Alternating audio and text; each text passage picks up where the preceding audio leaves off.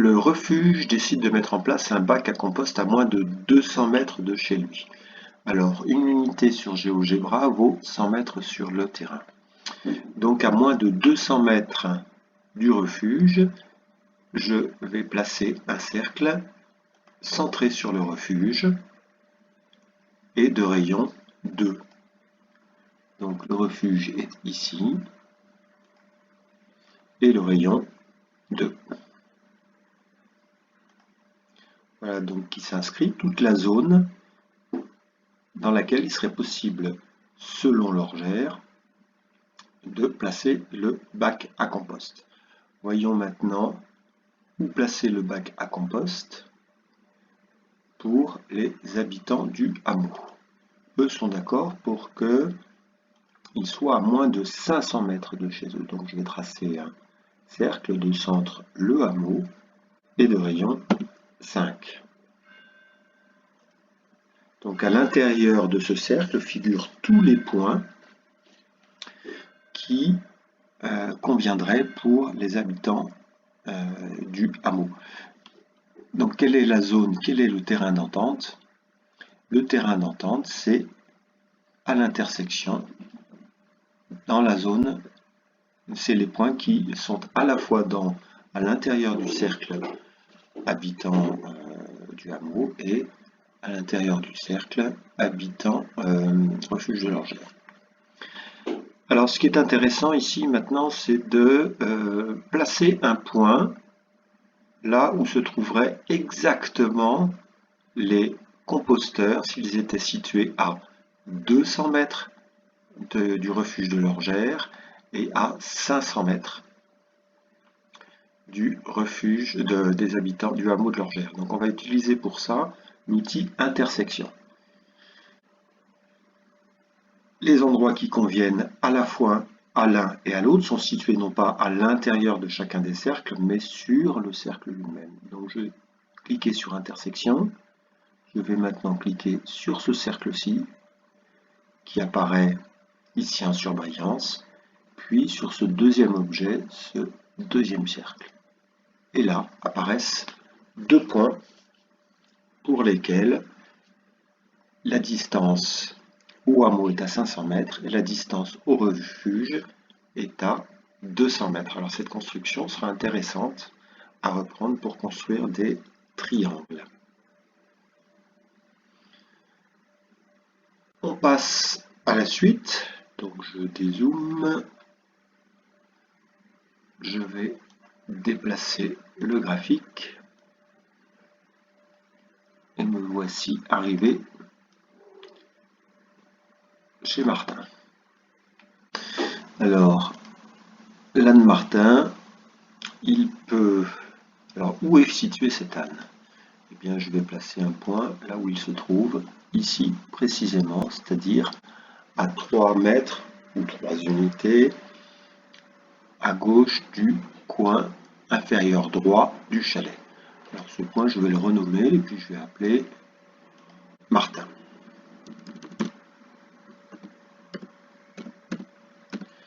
Martin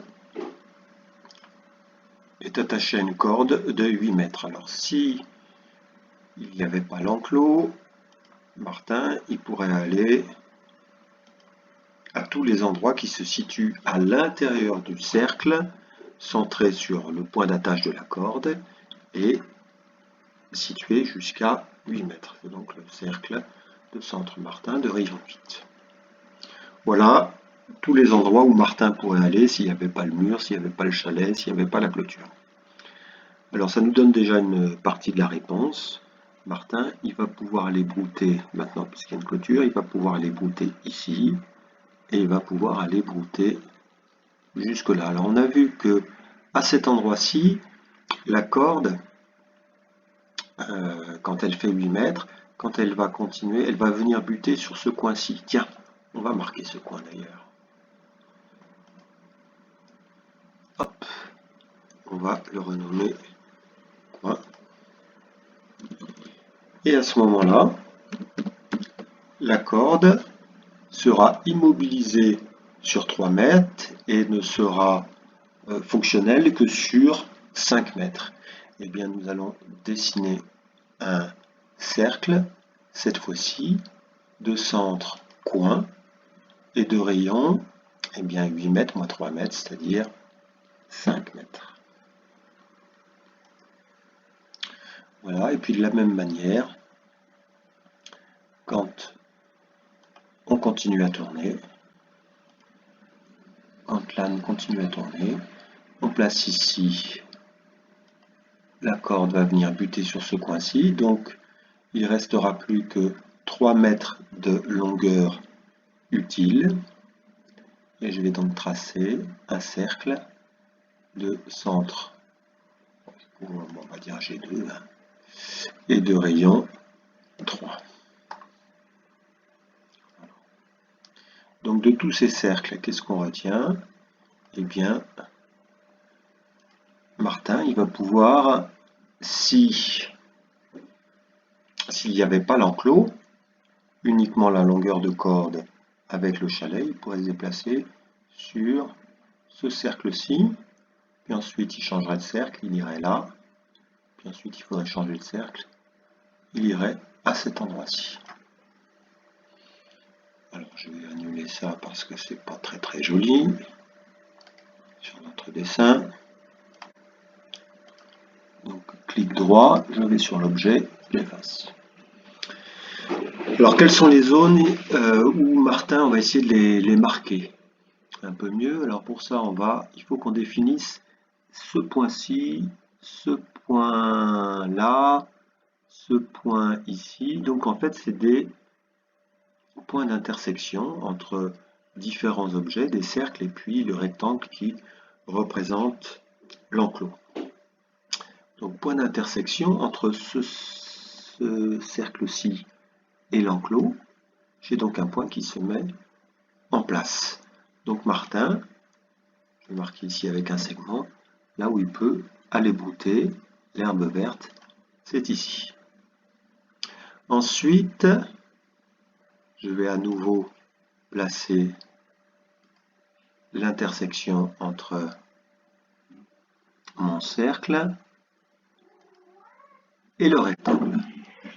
Ici, donc Martin pourrait aller brouter sur toute cette zone-ci. Ah, non, pas jusqu'en J2. Il va être obligé de s'arrêter un peu avant parce que la corde aura rétréci. Donc là, il va falloir que je définisse un nouveau point d'intersection. Ici, avec le second cercle. Voilà. Et je peux mettre en place mon segment. D'ici jusque là. De la même manière, voilà. Donc avec toutes les zones accessibles pour Martin. Pour finir, vous irez